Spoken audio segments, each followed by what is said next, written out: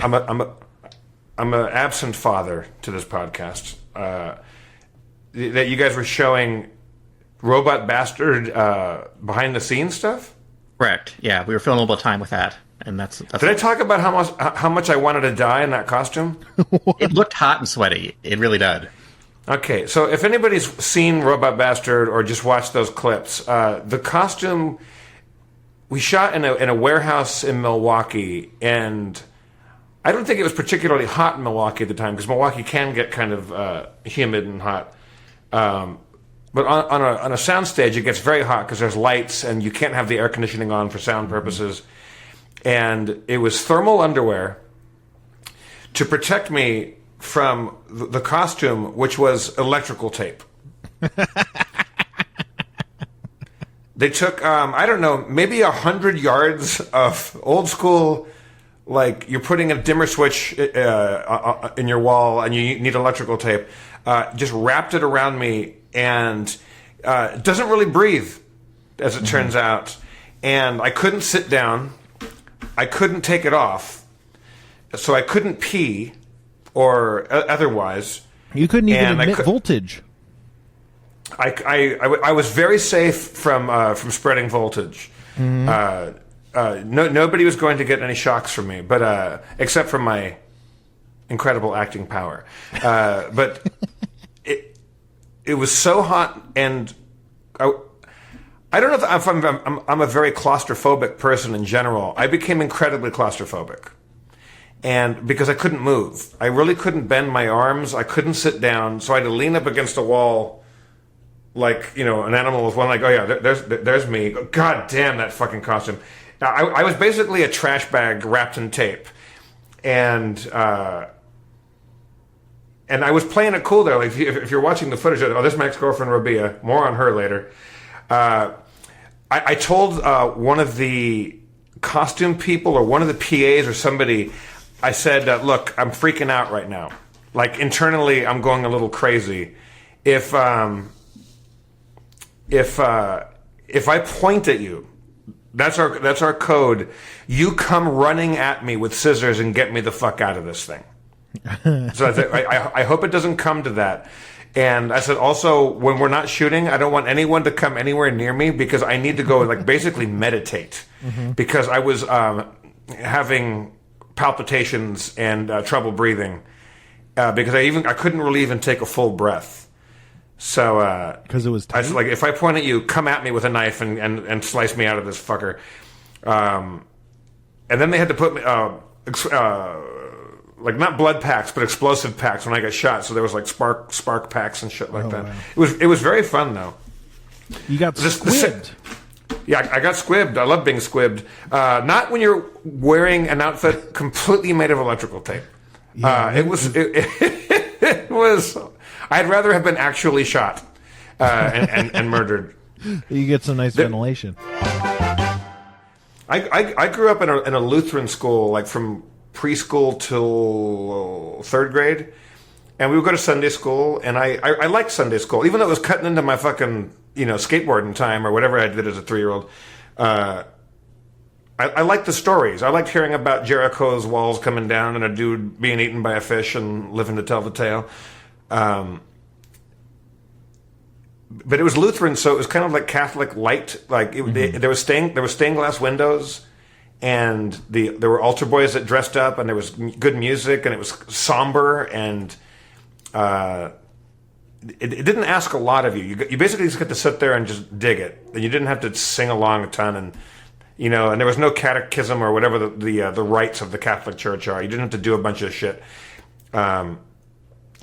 And I got to doodle, and the pastor afterward would ask to see my drawings. He didn't care that I wasn't listening, but I was drawing what I was listening to, so he liked that I was drawing.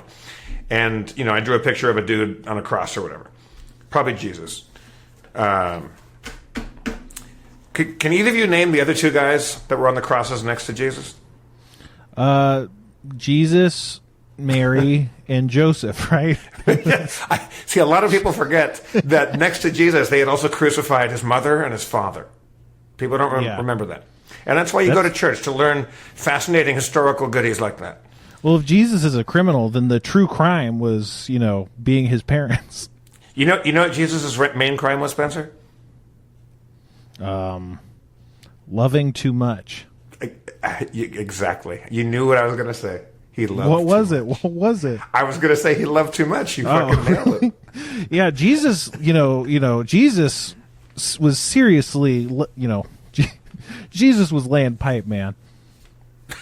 Was he really? I don't. He cucked all the Pharisees. What do you think? That's what got him in such hot water. He cucked all the Pharisees. He was just blasting nonstop. He blasted so hard it withered a fig vine. I was on a plane once with Sam Simon, our dearly departed friend Sam, who, among other things, was the reason why there's a show called The Simpsons. And he told me old Jew jokes, but in the perfect impression of Jackie Mason. And I couldn't get enough of them. I'm like, these are the greatest jokes I've ever heard, but I really can't go out and tell them because I think you have to be an old Jewish writer or an old Jewish comic to really get a laugh out of these. But none of them were like anti-Semitic, obviously. They're just jokes that are only funny. They're funny. Very Semitic. Yeah, they're super Semitic. They're pro-Semitic. How do you know Sam Simons? What's the why? This is news to me. What's the deal? I knew Sam when I was broke and being evicted from my apartment when I was 27. I was really, really broke and owed everybody money. I got a job on Whose Line Is It Anyway? And I was going to get paid quickly enough to pay the rent in the new place I had moved into. And I was literally on the lam from the LA sheriffs. I had 24 hours to get out, and I just put shit into trash bags and left. And then I got this job and met Drew Carey. The same week, I got a job on the Norm Macdonald show with Norm and Laurie Metcalf was one of my fucking favorite actors of all time. And I think she should have won the Oscar a couple years ago. And Max Wright and I'm blanking on names. Artie Lang, pre-nose collapse, and it was really wild, and it was just a very fun experience. I played a lesbian. If you go back and find that episode, I play a female nurse, and they can't tell if I'm a guy dressed up as a woman for Halloween, or I'm a woman who's just dressed up as a nurse for Halloween. It was very fun, and so Sam was an executive producer on that, and so then that next week I get a call from my manager. No, here's how long ago it was. I had a pager. I got paged. Pages were things that you use when you were standing in a compact disc store buying your music, and then somebody would text you 911, and that meant I want to fuck you. What's crazy is they didn't even have pages, but they were called pagers. Yeah, it's true. Totally lost my train of thought. Sorry. You derailed me. A week later. Oh yeah. So my manager Tracy calls me up and she goes, "You have a meeting tomorrow at Warner Brothers with Drew Carey, who I just met and did one taping of Whose Line with." Sam Simon, who I just briefly met on the set of the Norm Macdonald show, and Bruce Helford, who is the other executive producer, who also was executive producer on Roseanne and shit like that. So I'm meeting with 3 mega millionaires, and I don't know why. They wouldn't say why. And I had to find money to put gas in my car, in my shitty old Honda, and I found about 45 cents in my couch cushions that made it through the move from my place to the new place. Mm-hmm. Enough to get my gas tank out of the bottom of the red to the top of the red to make it to Warner Brothers. And I hadn't eaten any food that day because I was fucking broke. And they offered me a pilot. They offered me the lead in a pilot. And I told Drew this later. I said, I almost asked you guys if I could borrow $5 so I could go to Del Taco for a week. like $1 at Del Taco back then meant something. Probably still does. And so that's how I met Sam, and Sam, kind of notoriously difficult to work with, kind of a pain. Always was the sweetest, coolest dude to me. We were at a strip club in Las Vegas together. We'd fly to Las Vegas, and somehow Vegas would find out that Sam Simon was coming, and red carpet would just roll out everywhere he went. Wow. They just knew that he was coming because he's rich. Mm-hmm. We were at a strip club together, the one that's across the street from the Hard Rock. There was a very attractive dancer who was sitting at our table, and Sam took a cocktail napkin out and drew Bart Simpson, and signed it. And he goes, "Put that in your purse. That's going to be worth a lot of money." Wow. So he was like Picasso. But Sam was like the reason why Simpsons first was on the air, because he did Tracy Ullman and put Matt Groening's weird comic strip on the show. But I think he also was responsible for most of the secondary characters like Milhouse and Mr. Burns and all that stuff. I think he drew a lot of the characters. So yeah, he was awesome. That's awesome. And, I heard they were originally going to be called the Sam Simes.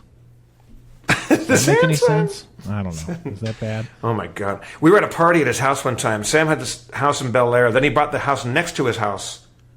That was a Neutra, the great mid-century modern architect, test house. He bought it and refurbished it exactly to its original 1960s flavor. And in his office, he had the Eames office set. You know what I'm talking about, Kevin? The Eames like office furniture, like kind of yes, boxy kind of compartment, kind of stuff. But I was looking at it and it had rust on the hinges. I'm like, so it wasn't a reproduction. I go, is this original Eames furniture? I go, this is like $300,000 worth of office equipment. He's like, more than that. And a fucking like 20 Emmys, like Emmys everywhere. And he's like, these are the ones I bothered to pick up because some of them broke, some of them they never even sent me. Like, because Simpsons just kept winning Emmys and stuff like that. Sure. The party kind of broke up, and I was there with a girl, and Sam said, "Hey, people are leaving. Do you know any girls that we could invite over?" I'm like, "Yeah, but they're going to be a little on the shady side. Like, if I'm going to call in last minute." Female reinforcements, like they might include some jumbos, strippers and stuff like that. Like some of the, shady ladies from Shady Lane. Do you mean Jumbo's Clown Room as opposed to like Jumbo sized ladies? No, Jumbo's Clown Room, the great strip club on Hollywood Boulevard. Right. And if you've not been to LA and you've not been to Jumbo's, then you haven't been to LA. It's where, what's her name? Courtney Love used to dance before she started murdering her husbands for a living. Wow. Yeah, it's very heroine-y and very good. So my friend Nick shows up with like 4 or 5 very attractive, but also, these are runaways. These are, girls with neck tattoos and whatnot. Sure. And they get in the hot tub, everything's fine, and then all of a sudden the party is over. Sam's had enough. What? Why? Because I don't think he was enjoying it anymore, and he wanted to go to bed, and now there's a bunch of lunatics in his fucking hot tub. Sure. Yeah. And that actually makes sense. Here's the only time I've seen a party being broken up by the host. In one hand, he had a Louisville Slugger baseball bat. In the other hand, a .38 revolver. He's like, everybody out! Everybody out! And I took the girl I was with, and you couldn't get out without being buzzed out. So I hoisted her over the wall, and in my suit, like I threw my jacket over and fucking scrabbled over the wall. I was like, it's time to go. Like I'm not waiting for Sam to hit the buzzer and let us out of here. Like we're going over the fucking 12-foot wall. If you think at any point you have great stories in your life or good anecdotes, I like to think that I've got a couple of goodies. You do. Sam was at a party at his house in Bel Air when he was a kid because he grew up rich, and he walks in on his mother fucking one of the guests, not his father, who was also at the party. He walks in on his mom being banged by some old dude. It was Groucho Marx. What? His mom was fucking Groucho Marx at the party. Now, Groucho Marx, again, there's another guy who lays pipe. Oh, tell me about it. Yes. Groucho Hold me Marx close. bucks.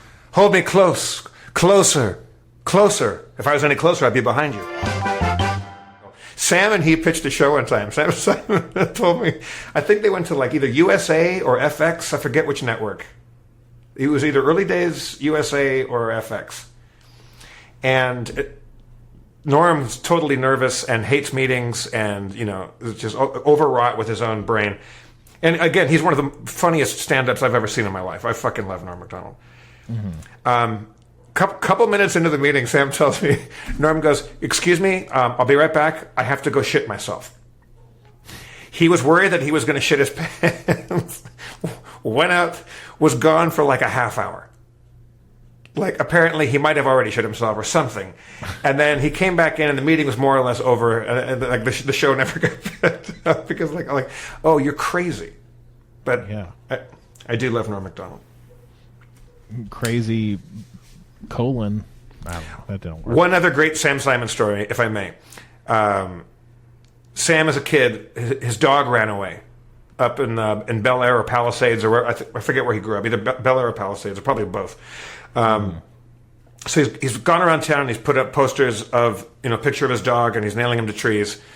And a few days goes by and he's all sad because his dog is probably run over or dead or whatever, or stolen. And a big Cadillac pulls up in front of Sam's house. And the passenger door opens, and his dog leaps out. And the guy driving the car goes, "Is this your dog?" And Sam goes, "Yes. It was Elvis Presley." Elvis Presley found his dog. Oh, rich people. Yeah. Groucho fucked his mom, and Elvis found his dog. I mean, that's just too good to be true. How do you be a girlfriend of Jeff Davis? He never shuts up, and he tells the same 7 stories 11 times a night. Well, there's a point to which I'm sure it's, entertaining, and then it gets. Yeah. What is my fear? I wonder that if I don't keep talking, that the world will stop turning. I think that might actually be my deep-seated fear, is that something terrible will happen if I just ever be quiet. Well, were you talking when 9/11 happened? No, I was sleeping. Exactly. So there you go. See, don't do this to me, Spencer. I've got enough on my plate right now for you to hang fucking 9/11 on me. Although, speaking of 9/11, and speaking of me speaking, so, we didn't talk about, maybe we could talk about next time, is the time that Spencer accidentally sent me and Kevin porn on a text communication. That's all the time we got tonight, folks. Oh, God. Here's my advice to you Southern California travelers. Never take the fucking train to Mazatlan. There were scorpions on board, and all they had was 80-degree Tecate, like hot as a cup of coffee, and drinking shitty beer in a can that was warm, hot, I would even say. And there was weaponized bugs. There were scorpions on board, and I started betting like kind of hardcore gangbanging looking dudes that I could beat them at shotgunning a beer, which I could. Sorry, I'm burping up. Either Fernet or Baja Blast. Ugh. And I won a bunch of money, and then it got kind of ugly, and then I realized, I should give them all their money back because I can't go anywhere. Like, I'm on a train for 20 hours with these motherfuckers. So I very magnanimously gave them all their money back. And wow. Half of my friends got giardia, pneumonia. It was bad. And I speak a bit of Spanish, so I had to kind of stop fights by just cooling everybody out. But, Mazatlan. They got Giardia, huh? That's big in Chicago, right, Kevin? The Giardia. Get some of this Giardia on the sandwich. I get it on my pizza every week, yeah. Oh, you got to try with Giardia. Wait, are you doing the thing about the Italian beef? What's that called? The Giardino? Giardiniera. Yeah, that's the joke, yeah. Oh. You do not want Giardia on your hot beef. We out here at Mazatlan getting the Giardia. I'm from Brooklyn, but I came to Chicago. Today's sponsor is getting stabbed in the stomach. Hey, do you work hard? But your job is, your boss is taking too much money? Are you having relationship troubles? Try stabbing yourself in the stomach. Hey, when I was coming into work today, I wasn't having a great job, but I tried stabbing yourself in the stomach, and now I'm feeling way better. I got the promotion at work. And, just because if we're saying that you can get this product and that it's good, then, how could it be bad? Stabbing yourself in the stomach today. This is so stupid. I can kind of, and I can't do it anymore. I used to be able to do it, but I could kind of do the old Homer Simpson voice back in like the first season, when he sounded a little fucked up. Yeah. I can't do it anymore, but I used to be able to do it. But let's give it a crack. Hey there, boy. Let's go get some frosty chocolate milkshakes. That's really good. Thanks. That is amazing, Spencer. That's Kevin, so have you got one? I cannot do a single I know that, Kevin does a perfect John Wayne impression. It's one of his famous impressions. Well, hello there, Pilgrim. No, sorry. Yeah. What just happened? Also, Kevin, I know Kevin. I might be putting you on the spot, but your Rosie Perez is one of the most accurate impressions I've ever heard in my life. I can't even picture what she sounds like right now. Give me a second of it, Jeff. So I can... No. It's you gotta be. Also, Woody Harrelson. Your Woody Harrelson is also very good. I know this. Woody Harrelson. Okay. Well, hey, Coach. I can't think of anything you would say. Sorry. Impressions are just not my thing. Hey, yo, it's me, Rosie Perez. Spencer, before we go, and again, thank you, Happuccinos, for listening. We're going to leave you with Spencer Crittenden's Hulk Hogan, and we'll say good night. Hey there, brother. It's me, Rosie Perez, brother. Get you some of this devil's lettuce. All right. Good night, everybody. I love you all. We'll see you on the flip flop. Cheers, Kevin. Cheers, Spencer. Go with God. Brother. Hey guys, it's Spencer. I'm editing this together right now. I'm just gonna put this whole D&D in. I think it's really funny throughout. You can't really pick moments. It all kind of builds. So yeah, good luck.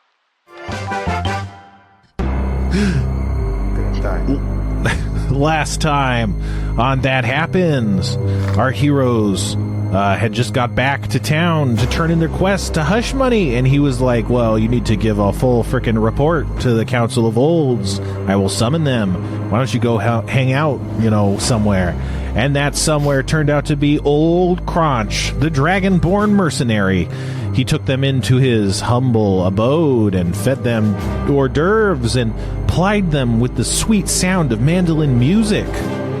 But then, someone showed up on their doorstep. It was Spoiled Clements of the old church, telling them that the meeting was about to start. Ooh, boy. Our team went to the meeting, and there they saw a bunch of old people who were the town council, and nothing was happening. But then someone else arrived. It was, I don't know if it was specified, but if it wasn't, or even if it was, a young woman came in and said, I have a special announcement to make. What was the announcement? What was the meeting? What would our heroes say or do? What is Jonathan DeFever supposed to be doing during all of this? He wasn't on the mission. I don't know. Whatever. Fuck you. That's my favorite ending. I don't know. Fuck you. Yeah, sometimes you don't get answers. Okay, I Fuzzy Nichols de Quevedo, I'm as curious as anybody else, so I'm going to just listen and see what happens. Mm-hmm. All right. So the woman continues. That's right. A very special announcement. And the announcement is thus. She unrolls a scroll that has a wax seal on it, and she says, to the owner of the white Clydesdale outside, you are improperly parked and your Clydesdale has been towed. Please see the towing board for, assistance with that matter. And one of the guys, a younger, not super young, but a more attractive, definitely a noble dude, is like, oh no, that's my horse. And he runs out of the apartment. No, not the apartment, out of the council chamber. So yeah, that's what happened. This is a proper civic meeting. We're just dealing with illegally parked Clydesdales. Various things, there's all sorts of business. But Hush Money's like, thank you all for being here today. We got, as you all know, I sent out an adventuring party to see what was going on in the old house that seemed to be inhabited by ghosts. Well, let's just leave it over to the adventurer to tell us what happened. And he gestures towards you, Jeff. For me? Yeah. Okay. Well, I said, well, hey, everybody. I was told there were ghosts in there. It turns out there were some smugglers who, in a kind of a Scooby-Doo fashion, were pretending that it was a haunted house. But what they've been doing is robbing you people and been in cahoots with lizard people across the sea. Lizard people. Harumph. I didn't get a harumph out of that guy. Harumph. Okay. My bad, harumph. What we did was we kicked a lot of ass, but I still think that there is a smuggling ring that needs to be dealt with. And also, we can all go get your stuff back if somebody wants to give me a boat. I will go find these people. And the sailor that I am, I will go restore whatever's been lost, but also it has to be for a price. Mm-hmm. One of Spoiled Clements pipes up and just goes, "Oh, what were they smuggling?" There was fabric. What else was there? I forget. Now I know there was textiles. Textiles were involved. There was silk and whiskey. You recall silk and whiskey. My silk, my whiskey, me home steel whiskey. Ooh. The chamber is getting aroused, and they're like, we gotta figure out what's going on. A boat, get this man a boat. Get me a boat. I am a sailor from way back, and you give me a crew. Depending on the size of the boat, I'll pick the size of the crew, and we'll go out there. I've got a new friend named Jonathan DeFever, and if Jonathan's willing, I think he'd be a very good first mate. Yeah. A severe old man with graying hair kind of steps up and he says, Yes. Smugglers are no good. Of that we can be sure. But is the real problem the smugglers themselves or the conditions that created the smugglers? And people are like, yeah, he's got a point. And someone else is like, the smugglers don't even matter. What's improbable is that the cult is on the rise. The cult of the cool eye. They're pulling all the strings. They must be using the smugglers to kind of, fund their business. And then people are going like, harump. And then someone else is like, it's the pirates. Go ahead. I asked, what is the cult of the cool eye? Spoiled Clement says, oh, well, I'm just an old church abbess, but the cult of the cool eye has been making noises around town. Sometimes they come and offer people magical powers, and sometimes they just involved in petty crimes and small attacks. But the cult of the cool eye has been, making moves in the salt marsh lately. And I sound like this. And someone else is like, the cult's a bad idea, or the cult's bad news, to be sure, but is that really our reason here? How could the cult be involved in smuggling? That doesn't make any sense. There's smugglers. There's been smugglers in Saltmarsh for, hundreds of years. So people are kind of arguing. Does anybody have a boat that I can commandeer and captain and go after the smugglers? Probably the youngest guy here. He was maybe 20. He's a handsome guy. Looks like a farmer's son, kind of, corn pone ass motherfucker. He kind of gallantly steps forward and says, I have just the boat. Oh boy, I have just the boat. As we all know, I was a hero once. Some regard me as still a hero, but the time for heroes is needed, and this man is a hero, and a hero deserves my boat. A hero's boat. What's your name? My name is Walter Solmore. Walter? How many men, or not to be gender specific, how many people need to be on the boat to crew that well? Oh, this one only takes 2 skilled hands, and if you know your way around a vessel, that just leaves the need of 1 person. One skipper, mayhap, or a mate. But we're going after a lot of people here. Just a 2-handed vessel, that's enough? This is the hero's vessel that has, served me when I was killing the Death Nettle. And the whole council is like applauding and is like, oh shit, he got it. Okay. It's good enough for Walter. Why is it not good enough for this guy? And what about this elf? What's this? It was this weird elf. Not even saying anything. This? Walter, let's me, you, and Jonathan DeFever get in this boat and go kick a bunch of ass around town and get these smugglers. That sounds amazing. However, I do have to manage my fishing fleet. He kind of does a big flourish and everyone starts cheering again. But I'll be able to send an able-bodied replacement in my stead. Why don't we bring the fishing fleet too? I mean, I think the more hands to the pump, the better. All hands on deck, as they say. Everyone's kind of whispering and making angry sounds like he doesn't even know that fishing is important. Recall the whole fishing fleet just for a simple flight of fancy? But, people are like, the nerve of this guy to upturn our economy, That's kind of the vibe. I kind of get hip to that and go like, look, I didn't know that you guys were a real fishing community. I'm sorry about that. Like, you guys gotta, you gotta make hay where the sun shines.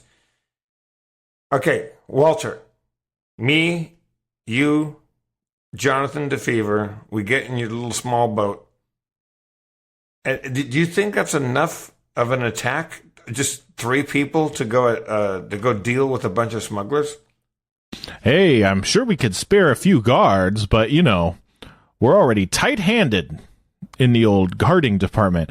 Oh, boy, if an invading force ever showed up on our shores, we'd be in some trouble. Well, I say to the victor goes the spoils, and let's set sail. Let's spread a little canvas. Everyone's like looking around and they don't know how to react. That means spread a sail. Like let's go. Let's. Oh, you get the crowd's going like, oh, okay, that actually does make sense. I mean, it's like the Larry the Cable Guy version of "Let's Get Her Done." Everyone starts cheering wildly. Thank you. All right. Well, I didn't realize you were a bunch of hillbilly assholes. But Larry the Cable Guy. Cool. Yeah. So yeah, that happens, and Walter claps you on the shoulder. What shit! What did I just say? I think I said that happens. All right. Now I got to drink twice, and I got to chase it with some various Mountain Dews, and maybe some old beer. No, the old beer is fucking done. Okay. Just pitching. I'm gonna go I'm gonna go Baja Blast on this one. I think that's the way to finish the job here. Oh no. Burnett Bronca shot. Reaction face. Okay, while Jeff is doing that, Jonathan says to everybody, we would love to assist all of you in fighting this for you and defending your village and everything else. But if you're going to ask us, basically strangers, to jump into your fight, we're going to need some provisions. We're going to need weapons you might have to spare. We're going to need some help here. What can you guys spare for us? Oh man. What do you call it? Hush Money speaks up. He's like, oh boy, well, if you need supplies and stuff, we can kind of pull together to try and help you out. But in terms of reward, there is a reward. I only have to look it up. Jeff, keep talking about drinking. What are you drinking? 400 GP. 400 GP is what we can offer for a reward, which is quite a bit. We're not a rich town, right? But it's just going to be the two of us, or it's just me and Jonathan, and a few of our short-handed guards. Oh, okay. Here we go. Don't expect too much out of them. No, they're certainly going to die in the middle of the fight, but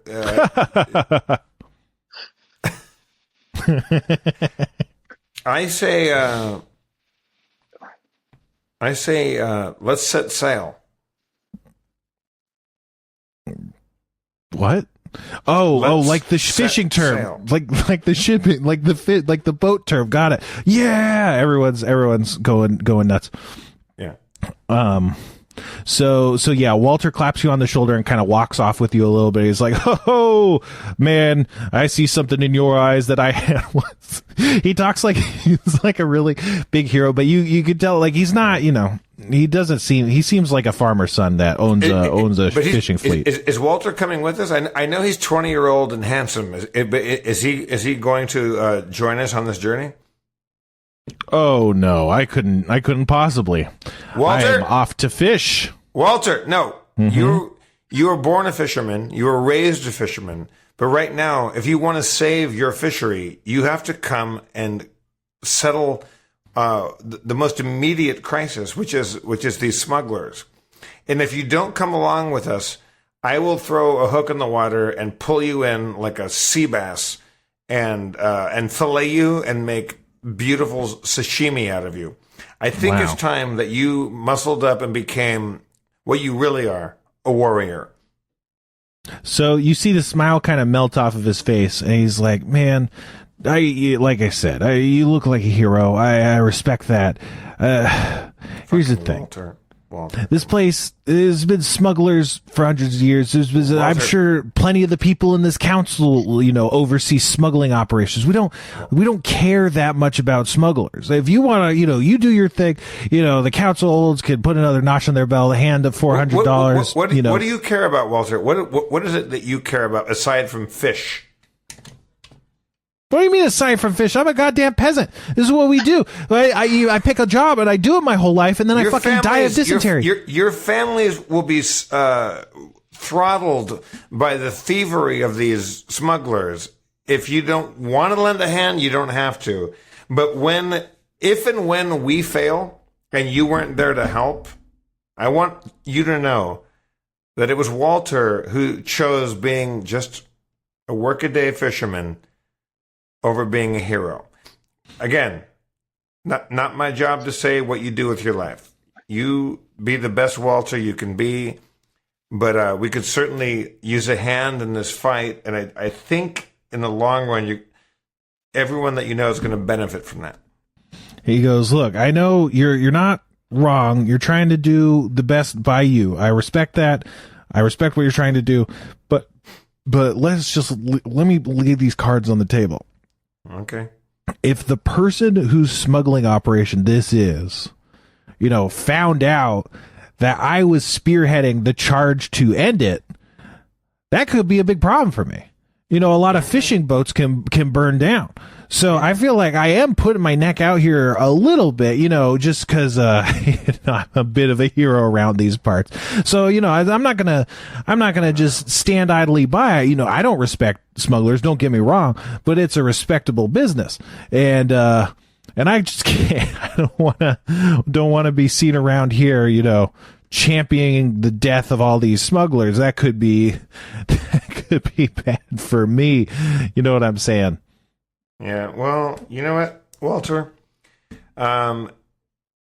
You do what you want to do, and while I'm out there risking my neck for only 400 gold pieces, or whatever it was, I hope that when everything works out in our favor, your favor, that you look back on this moment and are proud of yourself. Where's my persuasion? I have plus 6 persuasion. Yeah, go ahead, John. What do you have? I got 6 too. So, Walter, I understand what you're saying, but you have to understand, where there are smugglers, there become pirates, and where there are pirates, there become raiders. And you don't want a problem with your fishing boats. I understand that. But if we don't nip this in the bud now, your fishing boats are in danger either way. This is the time to stand up. This is the time to fight. Will you join us? All right, roll it up. What do I roll? Plus 6. D20 plus 6. D20 plus 6. If I got that right from listening to you. Yeah, I you got said 6. 13 plus 6, so... Oh, shit. 19. Damn. He's like, you know what? You're right. I'll be out on the dock tomorrow. And I guess we'll do this thing together. Because, you know what? You might not know your way around Saltmarsh, but you do know truth. And the truth is, pirates might have been here for hundreds of years, secretly calling the shots in the politics of this town. But, that's not going to stop me from pursuing your small-minded idealism. So let's get these guys. Wait, did he just say small-minded idealism? Mm-hmm. Okay. I don't think he wants to go, but... Do I want to smack this dude? That seems like a little bit of a diss. Didn't you threaten to disembowel the guy or something? No. I mean, I certainly You might threatened. have. Yeah. All right. I mean, All right. I pull Jonathan Jonathan DeFever as A side. I'm like, okay. I mean, do we really want this guy on our crew? He seems like a very reluctant. You were begging. I was following your lead here. I thought we needed him. Okay, but I dig. But like is it better if it's just the ship that sails fastest goes alone? Like, do we want this motherfucker on here, or do we just say, all right, we were just fucking with you? I don't know. He seems like he's going to be more of a burden than a help. I agree with you here. Right. Take him or leave him at this point. I think we have to ask him. I walk over to what's his name? Walter. Walter, hey man, we didn't mean to bully you into the shit. This is going to be a fight. This is going to be a fight for your family's livelihoods. If you don't want to go, now is the time to say no. Oh no, you got me all fired up. I'd be an absolute fool to back down now. Okay.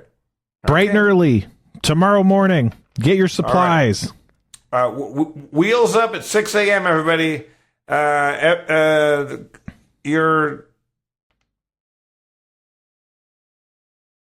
Everybody 6 a.m. All right. He charges off. Okay. Like psyching himself up. I don't. All right. So you got the ship going to be ready tomorrow. If you want to marshal up any other support, you got this 400 gold. Oh, also Hush Money kind of, he runs up to you after what's his face leaves, and he's like, oh, here's your other 100 gold. Forgot. My bad. See ya. Good luck. All right. Now, is there a place to go to get like more weapons? Like, is there an armory or anything that we can get some more supplies? More. Like... There's an armorer, yeah, like a blacksmith and like a regular supply guy, and you also think that maybe what's it called? The Big Copper could make you stuff because he's an artificer by trade. He might be able to stealth. Didn't the Big Copper just say "fuck off" and like he was done? He said he had business to attend to. Okay. I want to go talk to the Big Copper. All right. You hunt down to the Big Copper in an alley looking at various bits of minerals and stuff from a mineral dealer. And he's like, "Hey there, baby." Hey, Big Copper. We're about to go kind of on a mission to deal with these smugglers, and I would be very happy if you wanted to come along. I understand if you don't. I can dig that. Ooh, baby, I'd love to, but I gotta be real. We already did a mission, and I didn't get paid from that. I thought we were gonna get paid. Did he ever say we were getting paid? I will get you paid. I'll give you 400 gold that I'm going to get on this new one. I will pay you that first money out. That'll be your money. What will you pay? You'll pay me $400? Or gold pieces, as I sometimes call them? Euros. I think we're dealing in euro now. Euros. 400? You'll just give me all 400 of those euros? Well, we need somebody as tough as you to come help us out. We could really use the help. Yeah, no problem, baby. Oh, 400? Really? 400? You know what? Yes. Okay. Absolutely. Okay. All right, then. Okay, well, now you're making me feel like this is a bad bargain. I'm not going to walk it back to 250, but I said 400. Yeah, well, just if hypothetically the entire reward for the quest was 400 and you promised me that entire amount, okay, that would mean you weren't getting any. Okay, 200. Let's call it 200. 150 and we'll call it a deal. What? Okay, well, now you're walking it down. All right. No, we're going to split it evenly, 200 gold pieces apiece. All right. It's a deal. And he shakes your hand looking over at Jonathan DeFever going like, I don't know. He's not good at bartering.